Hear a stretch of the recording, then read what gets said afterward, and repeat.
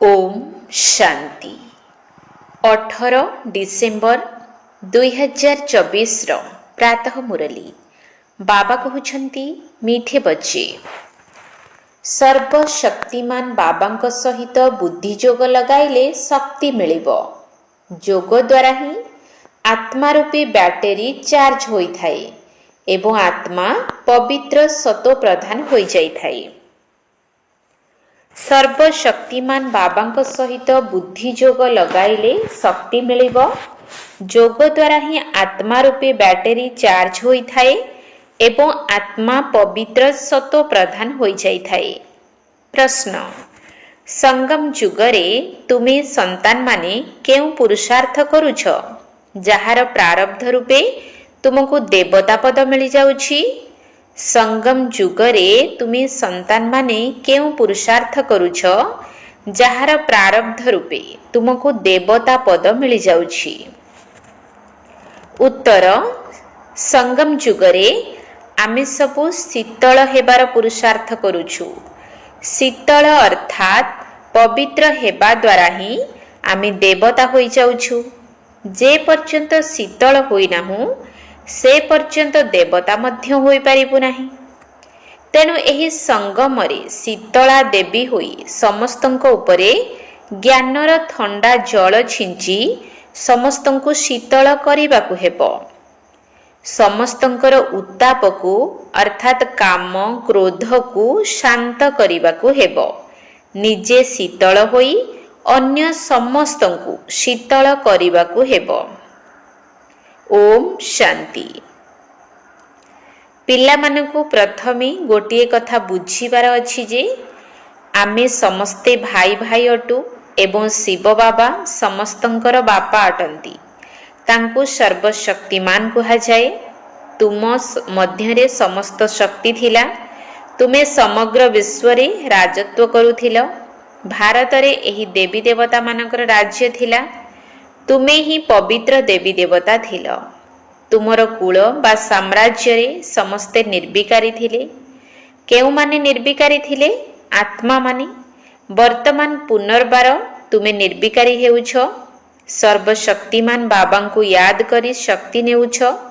बाबा बुझाउछंती आत्मा ही 84 जन्मर अभिनय करिथाए।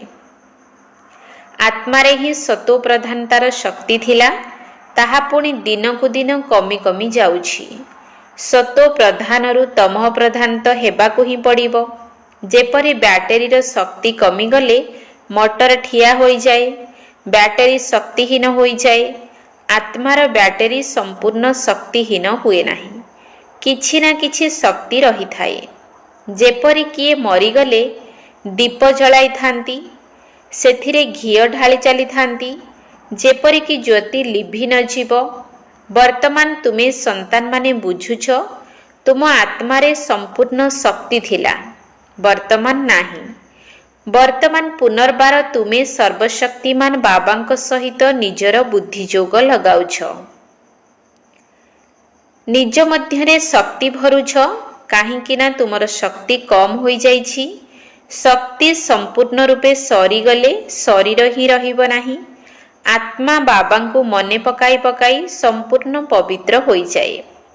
सत्य जुगरे तुमर बैटेरी संपूर्ण चार्ज रही थाए। पुणी धीरे धीरे कला अर्थात बैटेरी कम होई चली थाए। कली जुगर अंतिम समय रे आत्मार शक्ति मात्र अल्प किछि रही जाई थाए। जेपरि कि शक्तिर अवक्षय होई जाई थाए।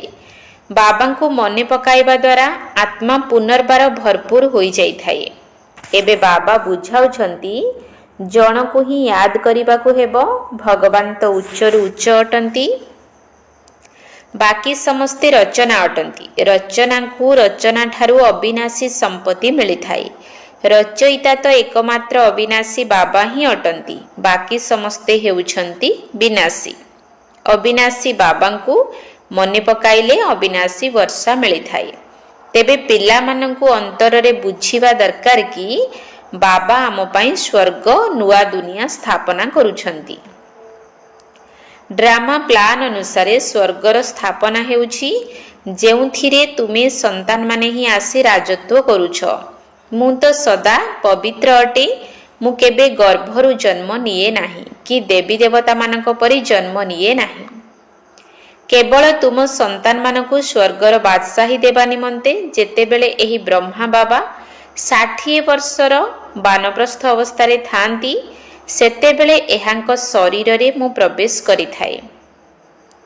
ସିଏ ପୁଣି ନମ୍ବର 1 ତମଃ ପ୍ରଧାନରୁ ନମ୍ବର 1 ସତୋ ପ୍ରଧାନ ହୋଇଥାନ୍ତି। ତେବେ ସବୁଠାରୁ ଉଚ୍ଚରୁ ଉଚ୍ଚ ହେଉଛନ୍ତି ଭଗବାନ। ତାଙ୍କ ତଳକୁ ପୁଣି ବ୍ରହ୍ମା, ବିଷ୍ଣୁ, ଶଙ୍କର ସୂକ୍ଷ୍ମ ବତନବାସୀ ଅଟନ୍ତି। ତେବେ ଏହି ବ୍ରହ୍ମା, ବିଷ୍ଣୁ, ଶଙ୍କର କେଉଁଠୁ ଆସିଲେ? ଏମାନଙ୍କର କେବଳ ସାକ୍ଷାତକାର ହୋଇଥାଏ। ସୂକ୍ଷ୍ମ ବତନ ମଝିରେ ଅଛି ନା, ଯେଉଁଠି ସ୍ଥୂଳ ଶରୀର ନଥାଏ। ସୂକ୍ଷ୍ମ ଶରୀର କେବଳ ଦିବ୍ୟ ଦୃଷ୍ଟି ଦ୍ୱାରା ଦେଖାଯାଇଥାଏ। ବ୍ରହ୍ମା ତ ଶ୍ୱେତ ବସ୍ତ୍ରଧାରୀ ଅଟନ୍ତି। ବିଷ୍ଣୁ ତ ହୀରାର ଅଳଙ୍କାରରେ ସଜାଇ ହୋଇଥାନ୍ତି। ପୁଣି ଶଙ୍କରଙ୍କ ଗଳାରେ ନାଗ ସାପ ଆଦି ଦେଖାଇଥାନ୍ତି। ବାସ୍ତବରେ ଏମିତି ବେଶଧାରୀ ଶଙ୍କର ଆଦି କେହି ହୋଇପାରିବେ ନାହିଁ। ଦେଖାଇଛନ୍ତି ଅମରନାଥରେ ଶଙ୍କର ପାର୍ବତୀଙ୍କୁ ଅମର କଥା ଶୁଣାଇଥିଲେ।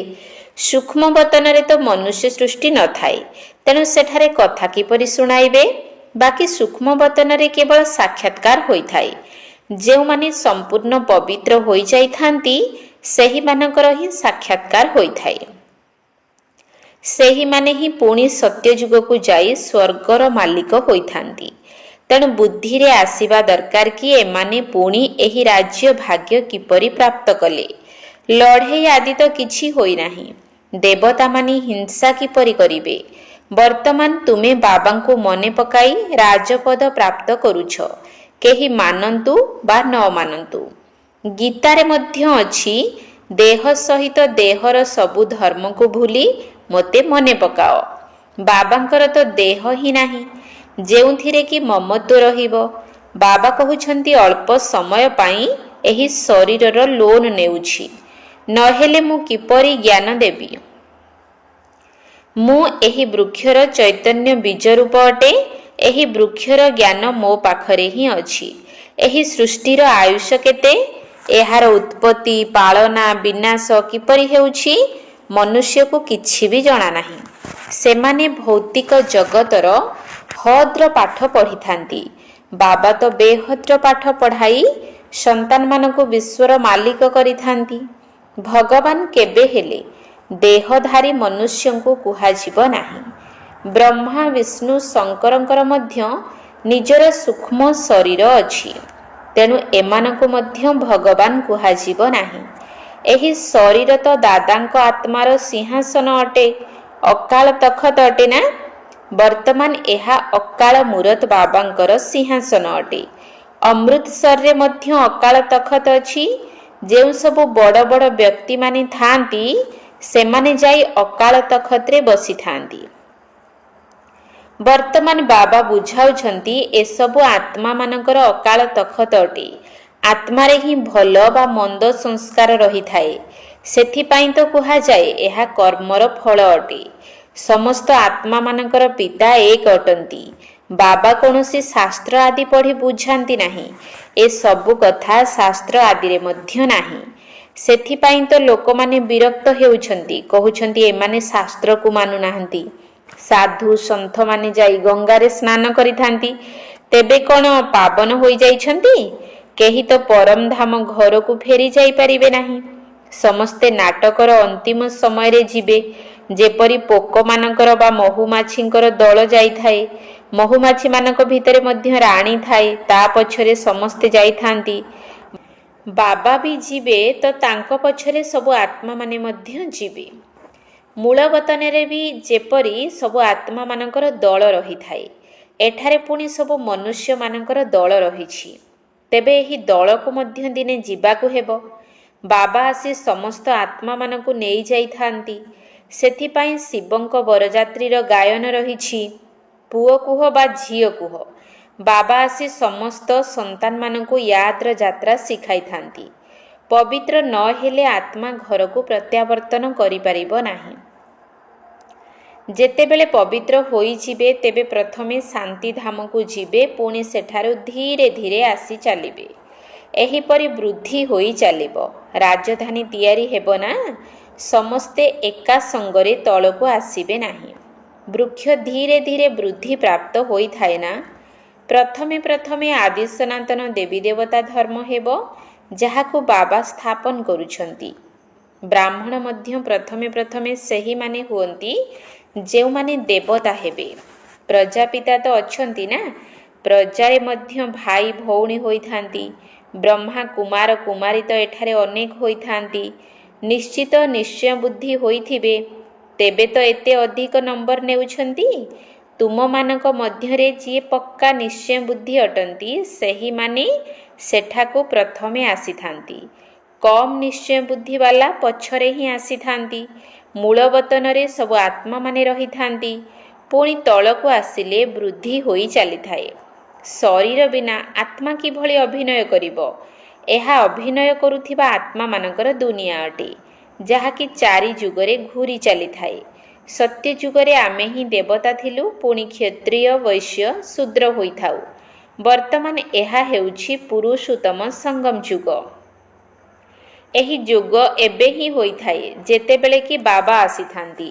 ଏହି ଅବିନାଶୀ ଜ୍ଞାନ ବର୍ତ୍ତମାନ ଅବିନାଶୀ ବାବା ଆସି ଦେଉଛନ୍ତି। ଶିବ ବାବାଙ୍କର ନିଜର କୌଣସି ଶରୀର ବା ଶାରୀରିକ ନାମ ନାହିଁ। ଏହି ଶରୀର ତ ଏହି ଦାଦାଙ୍କର। ବାବା ଅଳ୍ପ ସମୟ ପାଇଁ ଏହାକୁ ଲୋନ୍ ନେଇଛନ୍ତି। ବାବା କହୁଛନ୍ତି, ମୋତେ ତୁମ ସହିତ କଥାବାର୍ତ୍ତା କରିବା ପାଇଁ ମୁଖ ତ ଦରକାର ନା। ମୁଖ ନ ହେଲେ ବାବା ସନ୍ତାନମାନଙ୍କ ସହିତ କଥାବାର୍ତ୍ତା ମଧ୍ୟ କରିପାରିବେ ନାହିଁ। ମୁଁ ତୁମକୁ ଅବିନାଶୀ ଜ୍ଞାନ ମଧ୍ୟ ଏହି ମୁଖ ଦ୍ୱାରା ଶୁଣାଉଛି। ତେଣୁ ଏହାକୁ ଗୋମୁଖ ମଧ୍ୟ କୁହାଯାଏ। ପାହାଡ଼ରୁ ତ ପାଣି କେଉଁଠାରୁ ବି ବାହାରି ପାରିବ। ପୁଣି ସେଠାରେ ଗୋମୁଖ ତିଆରି କରିଦେଇଛନ୍ତି। ସେଥିରୁ ପାଣି ଆସୁଛି, ତାକୁ ପୁଣି ଗଙ୍ଗାଜଳ ଭାବି ପାନ କରିଥାନ୍ତି। ସେହି ପାଣିକୁ ପୁଣି କେତେ ମହତ୍ଵ ଦେଇଥାନ୍ତି। ଏହି ଦୁନିଆରେ ହେଉଛି ସବୁ ମିଥ୍ୟା, ଏକ ବାବା ହିଁ ସତ୍ୟ ଶୁଣାଇଥାନ୍ତି। ପୁଣି ସେହି ମିଥ୍ୟାବାଦୀ ମନୁଷ୍ୟମାନେ ବାବାଙ୍କର ଏହି ଜ୍ଞାନକୁ ମିଥ୍ୟା ଭାବି ନେଇଥାନ୍ତି। ଭାରତରେ ଯେତେବେଳେ ସତ୍ୟଯୁଗ ଥିଲା, ସେତେବେଳେ ଏହାକୁ ସତ୍ୟଖଣ୍ଡ କୁହାଯାଉଥିଲା। ପୁଣି ଭାରତ ପୁରୁଣା ହୋଇଗଲେ ପ୍ରତ୍ୟେକ କଥା ଓ ପ୍ରତ୍ୟେକ ଜିନିଷ ମିଥ୍ୟା ହୋଇଥାଏ। କେତେ ଫରକ ହୋଇଯାଇଥାଏ। ବାବା କହୁଛନ୍ତି, ତୁମେ ମୋର କେତେ ଗ୍ଲାନି କରିଛ, ସର୍ବବ୍ୟାପୀ କହି କେତେ ଅପମାନିତ କରିଛ। ଶିବ ବାବାଙ୍କୁ ଡାକିଥାନ୍ତି କି ଏହି ପୁରୁଣା ଦୁନିଆରୁ ଆମକୁ ନେଇ ଚାଲ। ବାବା କହୁଛନ୍ତି, ମୋର ସମସ୍ତ ସନ୍ତାନମାନେ କାମଚିତାରେ ଜଳି କଳା ହୋଇଯାଇଛନ୍ତି। ବାବା ସନ୍ତାନମାନଙ୍କୁ କହୁଛନ୍ତି, ତୁମେ ତ ସ୍ୱର୍ଗର ମାଲିକ ଥିଲ ନା, ସ୍ମୃତି ଆସୁଛି? ବାବା ସନ୍ତାନମାନଙ୍କୁ ହିଁ ବୁଝାଇଥାନ୍ତି, ସମଗ୍ର ଦୁନିଆକୁ ତ ବୁଝାଇବେ ନାହିଁ। ସନ୍ତାନମାନେ ହିଁ ବାବାଙ୍କୁ ବୁଝି ପାରିଥାନ୍ତି, ଦୁନିଆ ଏହି କଥାକୁ ଜାଣିପାରିବ ନାହିଁ। ସବୁଠାରୁ ବଡ଼ କଣ୍ଟା ହେଲା କାମ ବିକାରର। ନାମ ହିଁ ହେଉଛି ପତିତ ଦୁନିଆ। ସତ୍ୟଯୁଗ 100% ପବିତ୍ର ଦୁନିଆ ଅଟେ। ମନୁଷ୍ୟମାନେ ହିଁ ପବିତ୍ର ଦେବତାମାନଙ୍କ ଆଗରେ ଯାଇ ନମସ୍କାର କରିଥାନ୍ତି। ଯଦିଓ ବହୁତ ଭକ୍ତ ଅଛନ୍ତି ଯିଏକି ଶାକାହାରୀ ଅଟନ୍ତି, କିନ୍ତୁ ଏଭଳି ନୁହେଁ କି ସେମାନେ ବିକାରଗ୍ରସ୍ତ ହୁଅନ୍ତି ନାହିଁ। ଏପରି ତ ବହୁତ ବାଳବ୍ରହ୍ମଚାରୀ ବି ରହିଥାନ୍ତି, ଛୋଟବେଳୁ କେବେ କୌଣସି ଛି ଛି ଖାଦ୍ୟ ଖାଆନ୍ତି ନାହିଁ। ସନ୍ନ୍ୟାସୀ ମଧ୍ୟ କହନ୍ତି ନିର୍ବିକାରୀ ହୁଅ। ଏମାନେ ଘରଦ୍ୱାରର ସନ୍ନ୍ୟାସ କରି ପୁଣି ପରଜନ୍ମରେ ମଧ୍ୟ କେଉଁ ଗୃହସ୍ଥୀ ପାଖରେ ଜନ୍ମ ନେଇ ପୁଣି ଘରଦ୍ୱାର ଛାଡ଼ି ଜଙ୍ଗଲକୁ ଚାଲି ଯାଇଥାନ୍ତି। କିନ୍ତୁ ସେମାନେ କ'ଣ ପତିତରୁ ପାବନ ହୋଇପାରନ୍ତି? ନା, ପତିତ ପାବନ ବାବାଙ୍କ ଶ୍ରୀମତ ବିନା କେହି ପତିତରୁ ପାବନ ହୋଇପାରିବେ ନାହିଁ। ଭକ୍ତି ହେଉଛି ଅବରୋହଣ କଳାର ମାର୍ଗ। ତେବେ ପୁଣି କିଭଳି ପବିତ୍ର ହେବେ? ପବିତ୍ର ହେଲେ ତ ଘରକୁ ଯାଇ ସ୍ୱର୍ଗକୁ ଆସିବେ। ସତ୍ୟଯୁଗୀ ଦେବୀ ଦେବତାମାନେ କ'ଣ କେବେ ଘରଦ୍ୱାର ତ୍ୟାଗ କରିଥାନ୍ତି? ସେମାନଙ୍କର ହେଉଛି ହଦ୍ର ସନ୍ନ୍ୟାସ, ତୁମର ହେଲା ବେହଦ୍ର ସନ୍ନ୍ୟାସ। ସମଗ୍ର ଦୁନିଆ ମିତ୍ର ସମ୍ବନ୍ଧୀ ଆଦି ସମସ୍ତଙ୍କର ସନ୍ନ୍ୟାସ। ତୁମମାନଙ୍କ ନିମନ୍ତେ ବର୍ତ୍ତମାନ ସ୍ୱର୍ଗର ସ୍ଥାପନା ହେଉଛି। ତୁମର ବୁଦ୍ଧି ସ୍ୱର୍ଗ ଆଡ଼କୁ ରହିଛି। ମନୁଷ୍ୟମାନଙ୍କର ବୁଦ୍ଧି ତ ନର୍କରେ ହିଁ ଲାଖି ରହିଛି। ତୁମେ ସନ୍ତାନମାନେ ପୁଣି ବାବାଙ୍କ ୟାଦରେ ଲଟକି ରହିଛ। ତୁମମାନଙ୍କୁ ଶୀତଳା ଦେବୀ କରିବା ପାଇଁ ଜ୍ଞାନଚିତା ଉପରେ ବସା ଯାଇଥାଏ। ଶୀତଳ ଶବ୍ଦର ବିପରୀତରେ ରହୁଛି ଉତ୍ତପ୍ତ। ତୁମର ନାମ ହିଁ ହେଉଛି ଶୀତଳା ଦେବୀ। ଶୀତଳା ଦେବୀ ତ ଜଣେ ହୋଇନଥିବେ ନା, ନିଶ୍ଚିତ ବହୁତ ଥିବେ ଯେଉଁମାନେ ଭାରତକୁ ଶୀତଳ କରିଥାନ୍ତି। ବର୍ତ୍ତମାନ ସମୟରେ ସମସ୍ତେ କାମ ଚିତାରେ ଜଳୁଛନ୍ତି। ତୁମର ନାମ ଏଠାରେ ଶୀତଳା ଦେବୀ ଅଟେ। ତୁମେ ଶୀତଳ କରୁଥିବା, ଥଣ୍ଡା ଜଳ ସିଞ୍ଚୁଥିବା ଦେବୀ ଅଟ। ଜଳ ସିଞ୍ଚନ କରିବା ପାଇଁ ଯାଇଥାନ୍ତି ନା। ଏହା ହେଉଛି ଜ୍ଞାନର ବୁନ୍ଦା, ଯାହା ଆତ୍ମାମାନଙ୍କ ଉପରେ ପକାଯାଇଥାଏ। ଆତ୍ମା ପବିତ୍ର ହୋଇଗଲେ ଶୀତଳ ହୋଇଯାଏ। ବର୍ତ୍ତମାନ ସମୟରେ ସମଗ୍ର ଦୁନିଆ କାମଚିତାରେ ଚଢ଼ି କଳା ହୋଇଯାଇଛି। ବର୍ତ୍ତମାନ କଳସ ମିଳୁଛି ତୁମ ସନ୍ତାନମାନଙ୍କୁ। ଜ୍ଞାନ କଳସ ଦ୍ୱାରା ତୁମେ ନିଜେ ଶୀତଳ ହେଉଛ, ଅନ୍ୟମାନଙ୍କୁ ମଧ୍ୟ କରୁଛ। ଇଏ ମଧ୍ୟ ଶୀତଳ ହୋଇଛନ୍ତି ନା? ଉଭୟ ଏକାଠି ରହିଛନ୍ତି। ଘରଦ୍ୱାର ଛାଡ଼ିବାର ତ କିଛି କଥା ହିଁ ନାହିଁ। କିନ୍ତୁ ଗୋଶାଳା ହୋଇଥିବ ତ ନିଶ୍ଚିତ କେହି କେହି ଘରଦ୍ୱାର ଛାଡ଼ିଥିବେ। କେଉଁଥିପାଇଁ? ଜ୍ଞାନ ଚିତାରେ ବସି ଶୀତଳ ହେବା ପାଇଁ। ଯେବେ ତୁମେ ଏଠାରେ ଶୀତଳ ହେବ, ତେବେ ହିଁ ତୁମେ ଦେବତା ହୋଇପାରିବ। ବର୍ତ୍ତମାନ ତୁମ ସନ୍ତାନମାନଙ୍କର ବୁଦ୍ଧି ଯୋଗ ପୁରୁଣା ଘର ଆଡ଼କୁ ଯିବା ଉଚିତ ନୁହେଁ। ବାବାଙ୍କ ସହିତ ବୁଦ୍ଧି ଯୋଗଯୁକ୍ତ ହୋଇ ରହୁ, କାହିଁକି ନା ତୁମ ସମସ୍ତଙ୍କୁ ବାବାଙ୍କ ପାଖକୁ ଘରକୁ ଯିବାକୁ ଅଛି। ବାବା କହୁଛନ୍ତି, ମିଠେ ବଚ୍ଚେ, ମୁଁ ପଣ୍ଡା ହୋଇ ଆସିଛି ତୁମମାନଙ୍କୁ ନେଇଯିବା ପାଇଁ। ଏମାନେ ଶିବଶକ୍ତି, ପାଣ୍ଡବ ସେନା ଅଟନ୍ତି। ତୁମେ ହେଉଛ ଶିବଙ୍କ ଠାରୁ ଶକ୍ତି ପ୍ରାପ୍ତ କରୁଥିବା ଆତ୍ମା। ବାବା ହେଉଛନ୍ତି ସର୍ବଶକ୍ତିମାନ। ମନୁଷ୍ୟ ତ ଭାବିଥାନ୍ତି ପରମାତ୍ମା ମୃତକକୁ ମଧ୍ୟ ଜୀବିତ କରିପାରନ୍ତି। କିନ୍ତୁ ବାବା କହୁଛନ୍ତି, ଲାଡ଼ଲେ ବଚ୍ଚେ, ଏହି ଡ୍ରାମାରେ ପ୍ରତ୍ୟେକଙ୍କୁ ଅନାଦି ପାଠ ମିଳିଛି। ମୁଁ ମଧ୍ୟ ରଚୟିତା, ନିର୍ଦ୍ଦେଶକ ଏବଂ ମୁଖ୍ୟ ଅଭିନେତା ଅଟେ। ଡ୍ରାମାର ପାଠକୁ ମୁଁ କିଛି ବି ବଦଳାଇ ପାରିବି ନାହିଁ। ମନୁଷ୍ୟ ଭାବିଥାନ୍ତି ଗଛ ପତ୍ର ମଧ୍ୟ ପରମାତ୍ମାଙ୍କ ନିର୍ଦ୍ଦେଶରେ ହଲିଥାଏ। କିନ୍ତୁ ପରମାତ୍ମା ତ ନିଜେ କହୁଛନ୍ତି, ମୁଁ ମଧ୍ୟ ଡ୍ରାମାର ଅଧୀନ ଅଟେ। ଡ୍ରାମାର ବନ୍ଧନରେ ବନ୍ଧା ହୋଇଛି। ଏମିତି ନୁହେଁ କି ମୋର ନିର୍ଦ୍ଦେଶରେ ପତ୍ର ହଲିବ। ସର୍ବବ୍ୟାପୀର ଜ୍ଞାନ ଭାରତବାସୀମାନଙ୍କୁ ସମ୍ପୂର୍ଣ୍ଣ କାଙ୍ଗାଳ କରିଦେଇଛି। ବାବାଙ୍କ ଜ୍ଞାନ ଦ୍ୱାରା ଭାରତ ପୁନଃ ମୌଡ଼ମଣି ହୋଇଥାଏ। ଆଚ୍ଛା, ମିଠା ମିଠା ଶିକିଲଧେ ସନ୍ତାନମାନଙ୍କ ପ୍ରତି ମାତା ପିତା ବାପ ଦାଦାଙ୍କର ମଧୁର ସ୍ନେହସମ୍ପନ୍ନ ଶୁଭେଚ୍ଛା ଏବଂ ସୁପ୍ରଭାତ। ଆତ୍ମିକ ପିତାଙ୍କର ଆତ୍ମିକ ସନ୍ତାନମାନଙ୍କୁ ନମସ୍ତେ। ଆତ୍ମିକ ସନ୍ତାନମାନଙ୍କର ଆତ୍ମିକ ବାପ ଦାଦାଙ୍କୁ ନମସ୍ତେ, ନମସ୍ତେ, ନମସ୍ତେ। ସୁପ୍ରଭାତ। ଧାରଣା ପାଇଁ ମୁଖ୍ୟ ସାର। 1 ନମ୍ବର ପଏଣ୍ଟ। ପ୍ରଥମେ ସୂର୍ଯ୍ୟବଂଶୀ କୂଳରେ ଆସିବା ପାଇଁ ନିଶ୍ଚୟ ବୁଦ୍ଧି ହୋଇ ଫୁଲ୍ ମାର୍କସ୍ ନେବାକୁ ହେବ।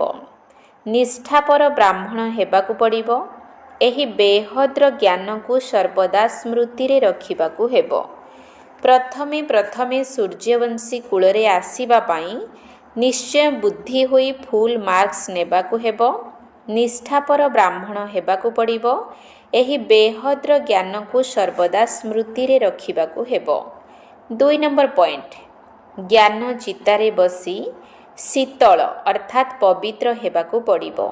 ଜ୍ଞାନ ଏବଂ ଯୋଗ ଦ୍ୱାରା କାମ ବିକାରର ଉତ୍ତାପକୁ ସମାପ୍ତ କରିବାକୁ ହେବ।